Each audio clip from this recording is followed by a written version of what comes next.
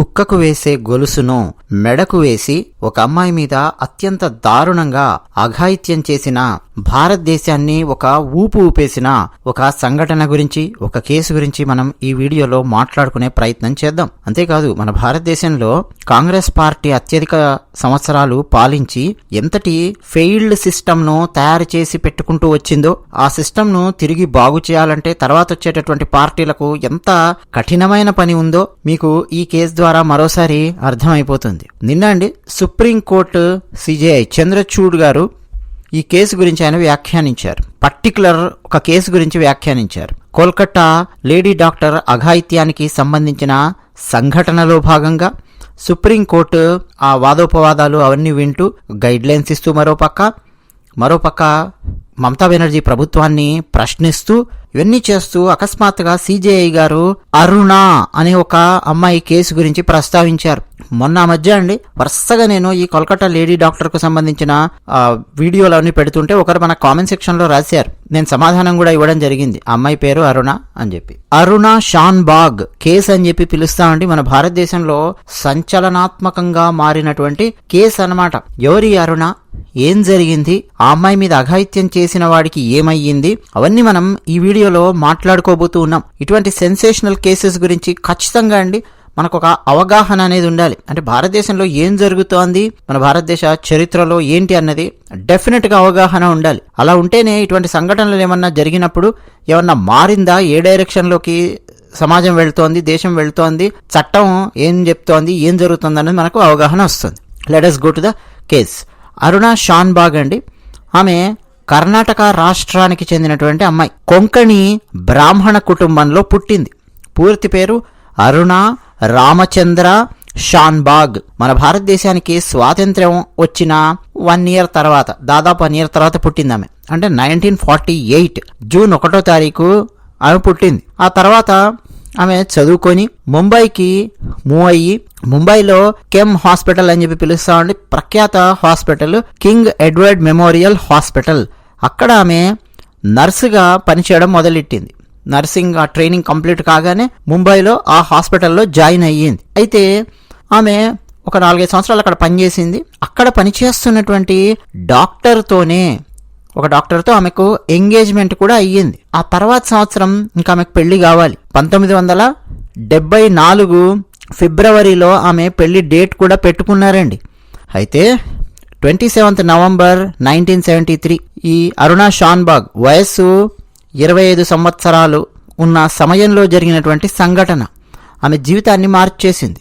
ఆమె ఒకరోజు ఆ హాస్పిటల్లో డ్యూటీ చేసి దాదాపు రాత్రి 9-10 ఆ సమయంలో హాస్పిటల్ బేస్మెంట్ లో నర్సులు లేదా లేడీ డాక్టర్స్ కానీ వీళ్ళందరూ దుస్తులు మార్చుకునేటటువంటి ఒక ప్లేస్ ఉందన్నమాట. అది బేస్మెంట్ లో పెట్టుకున్నారు ఆ హాస్పిటల్లో. ఈ అమ్మాయి ఆ బేస్మెంట్కి వెళ్ళి తన బట్టలు మార్చుకుంటోంది. అంటే నర్సుగా అప్పటి వరకు డ్యూటీ చేసినటువంటి దుస్తులను తీసేసి తన ఇంటికి వెళ్ళడానికి నార్మల్ బట్టలు అవి వేసుకుంటోంది. ఆ సమయంలో అకస్మాత్తుగా ఆమె మీద ఒక వికృతమైనటువంటి ఒక పులి పంజా గనక ఒక లేడీ మెడ మీద ఎలాగైతే వచ్చి పడుతుందో అలా ఒక గొలుసు వచ్చి ఆమె మెడకు చుట్టుకొని వెనక్కి లాక్కెళ్తోంది. చూడండి ఆమె పరిస్థితి ఎలా ఉందో. ఆ హాస్పిటల్లోనే స్వీపర్గా పనిచేస్తున్నాడండి ఒకడు. అంటే ఆ హాస్పిటల్ను ఊడవడము ఈ పనులు చేసేటటువంటి వాడు. ఆ స్వీపర్ ఒక కుక్కకు వేసేటటువంటి గొలుసు, కుక్క చైన్ ఉంటుంది కదండి, ఆ డాగ్ చైన్ తీసుకొని వచ్చి ఆమె మెడకు వేసి వెనక్కి లాగడం మొదలు పెట్టాడు. ఇక ఆమె మీద అత్యంత పాశవికంగా అఘాయిత్యం చేయడం మొదలు పెట్టాడు. వెనక నుంచి వచ్చి ఆ చైన్ వేసాడు, ఇక అఘాయిత్యం చేయడం మొదలు పెట్టాడు. చాలా దారుణంగా అయితే ఆ కుక్కకేసే చైన్ ఆమె మెడకు వేయడం ద్వారా ఒకసారి చోకింగ్ కి ఆమె గురయ్యింది. ఎప్పుడైనా సరే ఆక్సిజన్ మన బ్రెయిన్ కు కంటిన్యూగా అందకపోతే రకరకాల సమస్యలు వస్తాయి. వాడు వేసినటువంటి ఆ చైన్ ఒక పక్క షాకింగ్, ఆ బేస్మెంట్ లోపల వీడు అఘాయిత్యం చేయడము, ఆమెకు ఒక రకమైన షాక్ లాగా తగిలింది మానసికంగా, మరో పక్క బ్రెయిన్ కి ఆక్సిజన్ వెళ్ళడం లేదు. సో అటువంటి పరిస్థితుల్లో వాడు ఆమె మీద అఘాయిత్యం కూడా చేస్తున్నాడు. సో ఎప్పుడైతే బ్రెయిన్ కి ఆక్సిజన్ వెళ్ళడం మానేసిందో ఆ బ్రెయిన్ స్టెమ్ కంట్యూజన్ అని చెప్పి పిలుస్తామండి. అలాగే సర్వైకల్ కార్డ్ ఇంజురీ అయ్యింది. ఆ మెడ నుంచి మొత్తం కిందికి ఉన్నటువంటి నర్వ్స్ ఉంటాయండి, సర్వైకల్ నర్వ్స్ ఉంటాయి, సర్వైకల్ బోన్స్ ఉంటాయి, అవన్నీ కూడా అండి దెబ్బతినడం మొదలయ్యింది. ఇంకా ఆ తర్వాత వాడు దారుణంగా మీద అఘాయిత్యం చేసి ఆమెను అక్కడ వదిలేసేసి వాడు వెళ్ళిపోయాడు. ఆమెకి ఏమైందంటే అసలు ఆక్సిజన్ వెళ్ళకపోవడం వల్ల కార్టికల్ బ్లైండ్నెస్ అని చెప్పి పిలుస్తామండి. అంటే ఒక రకంగా కళ్ళకు సంబంధించినటువంటి నర్వ్స్ అన్ని బ్రెయిన్ కి పాస్ అయ్యేవన్నీ కూడా దెబ్బతిని అంటే కంటి ముందు ఇంకేమీ కనిపించినటువంటి పరిస్థితి వచ్చేసింది. అంటే ఒక రకమైన అంధత్వం కూడా వచ్చేసింది. ఆమె లేచి వెళ్ళలేదు, అలాగని చావలేదు. భయంకరంగా అండి, అంటే చావు బతుకుల మధ్య కొట్టుమిట్టాడుతూ ఉన్నట్టుగా ఆ రాత్రంతా అక్కడ ఆమె ఆ బేస్మెంట్ లో పడిపోయి అలాగే ఉంది. ఆమె పరిస్థితి ఎంత దారుణంగా ఉందో ఊహించుకోండి.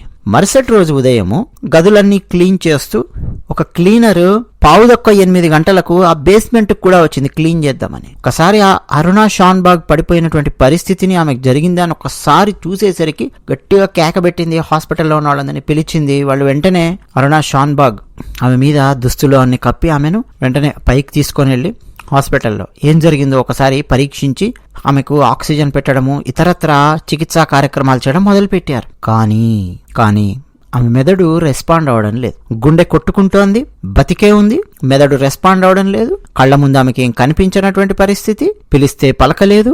అసలు ఆ చెవుల లోపలికి వెళుతుందా లేదా వీళ్ళు పిలిచేది అర్థం కావట్లేదు. జీవోత్సవము అని చెప్పి మనం పిలుస్తాం చూసారా, జీవోత్సవం లాగా ఆ హాస్పిటల్ బెడ్ మీద పడిపోయి ఉన్నటువంటి పరిస్థితి. ఇక ఈ సంఘటన జరిగిన తర్వాత అండి చాలా మంది దీని గురించి మాట్లాడారు. వెంటనే వాడెవడు ఆ స్వీపరు, ఏం జరిగిందని మొత్తానికి పట్టుకున్నారు. సీసీటీవీ కెమెరాలు లేనటువంటి ఆ రోజుల్లో కూడా మొత్తానికి ఆ స్వీపర్ గాడి పని చేశాడని పట్టుకున్నారు.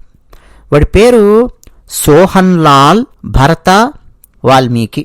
సోహన్ లాల్ భరత వాల్మీకి పేరు చూడండి ఎంత నీట్గా ఉందో. ఆ దొంగ వెధవ, ఆ నీచుడు, వాడిని పట్టుకున్నారు.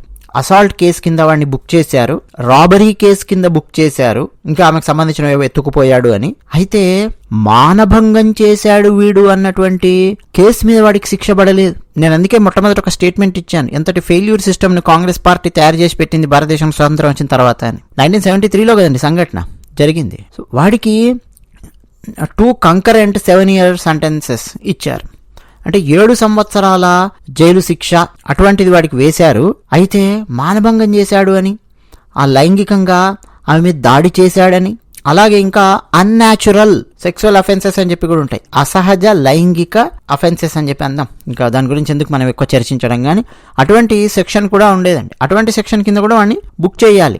వాడు అఘాయిత్యం చేసినటువంటి తీరుకు దాని కింద బుక్ చేయలేదు. ఒకవేళ వాడు గనక వీటి కింద బుక్ అయ్యి ఉంటే వాడికి లైఫ్ ఇంప్రిజన్మెంట్ పడేది. లైఫ్ ఇంప్రిజన్మెంట్ వాడికి పడలేదు. సో 1973 నవంబర్ 27 సంఘటన జరిగితే వీడిని పట్టుకోవడము, వీడు 1980లో అంటే విత్ ఇన్ 7 years వాడు రిలీజ్ అవ్వడం కూడా అయిపోయిందండి. ఆ తర్వాత వాడు ఎక్కడికి వెళ్ళాడు అని చెప్పి పింకీ విరానీ అనే ఒక హ్యూమన్ రైట్స్ యాక్టివిస్ట్ వాడి గురించి ఇన్వెస్టిగేట్ చేయడం మొదలెట్టింది. అసలు వీడు ఎక్కడికి వెళ్ళాడు చూద్దామని చెప్పి ఇంకా వెతకడం మొదలెట్టింది. వీడు అక్కడి నుంచి ఆ జైలు నుంచి విడుదలయ్యాక ఎక్కడికి వెళ్ళాడు అని. అయితే వీడు ఢిల్లీలో ఒక హాస్పిటల్లో పనిచేస్తున్నాడు అని చెప్పి తెలిసింది. ఆ తర్వాత వెళ్ళింది వెళ్ళి ఎక్కడైతే అఘాయిత్యం వీడు చేశాడో ముంబైలో కింగ్ ఎడ్వర్డ్ మెమోరియల్ హాస్పిటల్, అక్కడ వాడి ఫోటో ఒకటి ఇవ్వండి అయ్యా అని చెప్పి వాడి ఫోటో తీసుకోవడానికి ప్రయత్నం చేస్తే ఆ హాస్పిటల్ ఫైల్స్ లో ఎక్కడ కూడా వాడి ఫోటో లేదు. సరే అని చెప్పి కోర్టుకు వెళ్ళింది ఆ అమ్మాయి పింకీ విరాని. వెళ్ళి ఎలాగైనా సరే వాడి ఫోటో ఒకటి ఇవ్వండి అయ్యా అని చెప్పి అడిగితే కోర్టులో కూడా వాడి ఫోటో లేనటువంటి పరిస్థితి, కోర్టు యొక్క ఫైల్స్ లో కూడా వాడి ఫోటో లేదు. సో ఇంకా ఆమె ఏం చేయలేకపోయింది. అక్కడో పనిచేస్తున్నాడు ఢిల్లీ హాస్పిటల్ అంటే ఎక్కడ పనిచేస్తున్నాడు, ఢిల్లీలో చాలా హాస్పిటల్స్ ఉంటాయి, ఆడెవడో వాడి ఫోటో తెలిస్తే కదండి పట్టుకోగలిగేది. అంటే న్యూస్ పేపర్స్ లో కూడా ఎక్కడ వాడి ఫోటో రానటువంటి పరిస్థితి. అంటే జర్నలిజం కూడా ఎలా ఉంది అప్పట్లో అనేది ఒకసారి మీరు గమనించవచ్చు. అసలు జనరల్ గా విక్టిమ్ కు సంబంధించినటువంటి ఫోటో కానీ పేరు కానీ వాటిని దాచిపెట్టే ప్రయత్నం చేస్తే ఓకే, ఆ కేసు నడుస్తున్నటువంటి కాలంలో అవన్నీ. ఇప్పుడైతే కఠినమైనటువంటి చట్టాలు ఉన్నాయి. విక్టిమ్ పేరు ఎక్కడా చెప్పకూడదు, విక్టిమ్ కు సంబంధించిన ఫోటో ఎక్కడ బహిర్గతం చేయకూడదు, అవన్నీ ఉన్నాయి. ఆ చట్టాలను కూడా ఉల్లంఘించి మొన్న కోల్కతా కేసులో కొంతమంది సిగ్గుచారం లేకుండా అమ్మాయి ఫోటో, అమ్మాయి పేరు కూడా ఉపయోగించడం మొదలెట్టారు. అసలు ఆ అమ్మాయి పేరు ఎక్కడ ఉపయోగించొద్దండి. కోల్కతా కేసులో అమ్మాయి పేరు పెట్టకుండా అభయ కేసు అని చెప్పి పిలుస్తున్నాం. దిశ కేస్, నిర్భయ కేస్, ఇది అభయ కేస్, కోల్కతాకు సంబంధించిన కేసు. సో ఇప్పుడు వీడు ఈ సోహన్ లాల్ గారు ఎక్కడున్నాడు ఏంటి అనేది దొరకట్లేదు కదా. కొంతమంది ఏం చెప్పారంటే ఆ పింకీ విరానీకి వాడు ఎయిడ్స్తో మరణించాడు అని చెప్పి కొంతమంది, వాడికి టీబీ వచ్చి మరణించాడు అని చెప్పి కొంతమంది, ఇట్లా రకరకాలుగా ఎవరో జర్నలిస్టులు రిపోర్టింగ్ ఇచ్చి ఆమెకు చెప్పడం మొదలెట్టారు. సరే అక్కడితో అయిపోయింది. తర్వాత ముంబైకి చెందినటువంటి ఒక జర్నలిస్ట్ అండి, ధ్యానేష్ చవాన్ అని చెప్పి ఉన్నాడు, మరాఠీ డైలీ, అందులో ఆయన పనిచేస్తూ ఉన్నాడు. అక్కడి నుంచి ఆయన ఇన్వెస్టిగేట్ చేయడం మొదలెట్టాడు. అసలు వీడు ఎక్కడికి వెళ్ళాడు, ఆ సోహన్ లాల్ అనే నిందితుడి రూట్స్ ఎక్కడెక్కడున్నాయి మొత్తం కనుక్కుంటే ఉత్తరప్రదేశ్లోని పశ్చిమ ప్రాంతంలో పార్పా అనే ఒక గ్రామం ఉంది. ఆ గ్రామము వీడి మామగారి గ్రామం అనమాట. సో అక్కడికి వెళ్ళాడు ఈ జర్నలిస్ట్, మొత్తానికి కనుక్కున్నాడు. వాడు 1980లో రిలీజ్ అయిన తర్వాత వాడి ఇంటికి వెళ్ళాడు. వాడు చక్కగా మామూలుగా ఒక పెళ్ళైనటువంటి కుటుంబం ఎలా ఉంటుంది, పెళ్లి పిల్లలు ఉండి వాడు ఒక పవర్ స్టేషన్ లో లేబరర్ గా పనిచేస్తూ ఉన్నాడు, అలాగే క్లీనర్ గా పనిచేస్తూ ఉన్నాడు జైలు నుంచి రిలీజ్ అయిన తర్వాత. ఆ పార్పా అనే గ్రామం వెళ్ళడం కంటే ముందు వాడి పూర్వీకుల గ్రామం అయినటువంటి దాదూపూర్ అని చెప్పి ఉంది ఉత్తరప్రదేశ్ లో, అక్కడ కొన్ని రోజులు ఉన్నాడు. ఆ తర్వాత ఇంకేముందండి, పెళ్లి పిల్లలు కుటుంబము, వాడి తిప్పలు వాడు చాలా హ్యాపీగా పని చేసుకుంటున్నాడు. అయితే ఈ జర్నలిస్టు ఆ సోహన్ లాల్ గారిని కలిసి వాడిని ఇంటర్వ్యూ కూడా చేశాడు. ఎందుకు ఇలా చేశావు, ఎందుకు ఆఘాయిత్యం చేశావు అని చెప్పి ప్రశ్న వేస్తే వాడు నాకు కోపం ఆవేశంలో నేను అట్లా చేశాను అని చెప్పి వాడు చెబుతూ, నేను ఆ అమ్మాయి మీద అరుణా షాన్బాగ్ మీద అఘాయిత్యానికి పాల్పడలేదు, ఇంకెవడైనా ఆమె మీద అఘాయిత్యం చేశాడేమో నాకు తెలీదు అని చెప్పి వాడు మాట్లాడుతున్నాడు. కోర్టు నుంచి విడుదలయ్యి జైలు నుంచి విడుదలయ్యి వచ్చిన తర్వాత కూడా వాడు మాట్లాడుతున్నటువంటి మాటలు ఇవి. సో అక్కడ కూడా ఆ అరుణా షాన్బాగ్ మీద వీడు అఘాయిత్యం చేశాడు అన్నట్టు కోర్టులో ఎక్కడ అసలు ఆ పోలీస్ రిపోర్ట్స్లోనూ లేదు, ఆ కేసు మీద వాడికి శిక్ష పడలేదు. మరి అరుణా షాన్బాగ్ మీద అఘాయిత్యం చేసింది ఎవరు అంటే ఇంతవరకు పోలీసులు కానీ కోర్టు కానీ ఈ వ్యవస్థ కానీ సమాధానం చెప్పలేకపోయింది. ఒకవేళ వీడే చేసి ఉంటే మరి వీడికి ఎందుకు శిక్ష పడలేదు? అది వాడేమో నేను చేయలేదు అని చెప్పి రిలీజ్ అయిన తర్వాత కూడా అదే పాట పాడుతున్నాడు.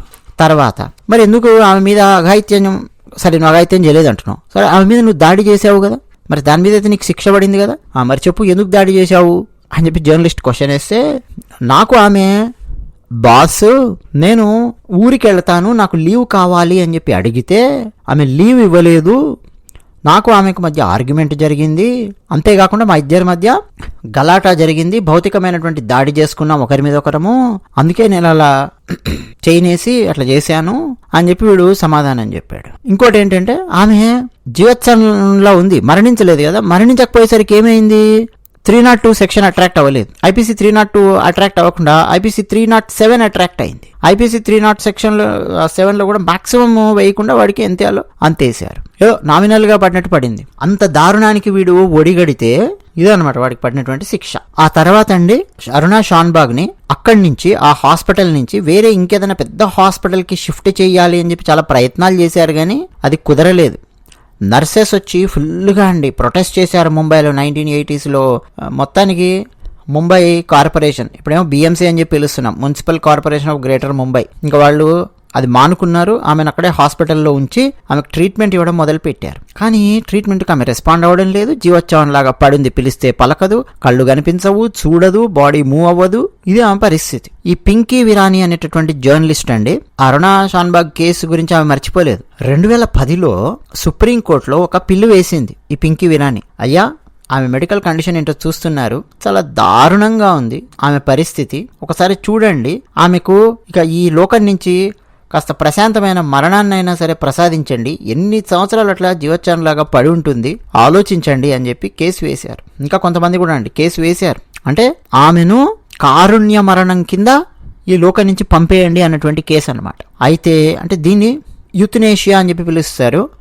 మన భారతదేశంలో అటువంటిది ఏది కూడా లేదండి. దానికి సంబంధించిన చాలా గైడ్ లైన్స్ ఉన్నాయి. అంత సులభంగా కోర్టు కారుణ్య మరణానికి ఒప్పుకోదు మన భారతదేశంలో. అందువల్ల మేము కారుణ్య మరణానికి ఒప్పుకోము అన్నట్టుగా కోర్టు చెప్పింది. అలాగే ఆమె పాపం హాస్పిటల్ బెడ్ మీద ఉండిపోయి, వెంటిలేటర్ మీద ఆక్సిజన్తో అట్లా ఉండిపోయి 18 మే 2015 ఆమె న్యూమోనియా సోకి మొత్తానికి ఆమె ఈ లోకాన్ని వదిలేసింది. అయితే హాస్పిటల్లో ఉండేటటువంటి నర్సులు, ఇతర స్టాఫ్ మెంబర్స్ వాళ్ళందరూ కూడా అండి ఆమె అంత్యక్రియలు చేశారు. అరుణా షాన్బాగ్ కేసు అన్నది చాలా సంచలనాత్మకమైన కేసు. ఈ అరుణా షాన్బాగ్ సంబంధించిన జీవితం మీద మలయాళంలో మారం పెయ్యుంబోల్ అనే ఒక సినిమా వచ్చింది. అలాగే సోనీ క్రైమ్ పెట్రోల్ సిరీస్లో అరుణా షాన్బాగ్ సంబంధించినటువంటి స్టోరీని కూడా ఒక ఎపిసోడ్ చేశారు. అలాగే నావెలిస్ట్ హరికిషన్ మెహతా అని చెప్పి గుజరాతీ నావెలిస్ట్ జడ్ చేతన్ అనే ఒక పుస్తకం కూడా రాశారు. అలాగే Pinki Virani journalist, social activist, human rights activist, ఆమె కూడా Aruna's story the true account of a rape and its aftermath అని చెప్పి ఒక పుస్తకాన్ని రాశారండి. అంటే మన భారతదేశంలో ఎంత దారుణంగా ఉంది పరిస్థితి అనేది మీరు చూడొచ్చు. ఇప్పుడు ఇంత టెక్నాలజీ అందుబాటులో ఉంది, సీసీటీవీ కెమెరాలు అందుబాటులో ఉన్నాయి, సిమెన్ అనాలిసిస్ చేయడానికి, డిఎన్ఏ అనాలిసిస్ చాలా లోతుగా చేయడానికి చాలా చాలా టెక్నాలజీ, ఫోరెన్సిక్ సైన్స్ చదువుకున్నటువంటి ఎక్స్పర్ట్స్ ఎంతమంది ఉన్నారు. కానీ కోల్కతా కేసు పోలీసులు గవర్నమెంటే తప్పుగా వ్యవహరిస్తే ఏం జరుగుతుంది అని చెప్పడానికి కోల్కతా కేసు ఒక ఉదాహరణ. సరే, దాని గురించి నిన్న మొన్న మనం ఇంకా ఆధారాలు ఏమేం చేశారు, 7,000 మంది హాస్పిటల్ మీద పడి ఆధారాలు ధ్వంసం చేయడానికి ఏం చేశారు, అవన్నీ మాట్లాడుకున్నాం కాబట్టి మళ్ళీ నేను మాట్లాడదలుచుకోలేదు. సుప్రీంకోర్టు నిన్న అవన్నీ ప్రశ్నలు కూడా సంధించి వదిలిందనమాట. కోల్కతా హాస్పిటల్లో జరిగిన నేరానికి గాను వెస్ట్ బెంగాల్ ప్రభుత్వాన్ని ఉతికారేసింది. ఇదండి అరుణా షాన్బాగ్ కేసు. మరోపక్క మమతా బెనర్జీ ప్రభుత్వం ఒక మహిళ ముఖ్యమంత్రిగా ఉన్నటువంటి పశ్చిమ బెంగాల్ రాష్ట్రంలో మరో మహిళా డాక్టర్ మీద అఘాయిత్యము, హత్య జరిగితే అక్కడ ఆధారాలు ధ్వంసం చేసే కార్యక్రమం హాస్పిటల్లో ఉన్న ప్రిన్సిపాల్ ఆధ్వర్యంలోను ప్రభుత్వం యొక్క ఆధ్వర్యంలో 7,000 మంది గూండాలు వచ్చి పడి ఏమేం జరుగుతోందో కొన్ని రాష్ట్రాలలో మీరు గమనించవచ్చు. అది విషయం. ధన్యవాదాలు.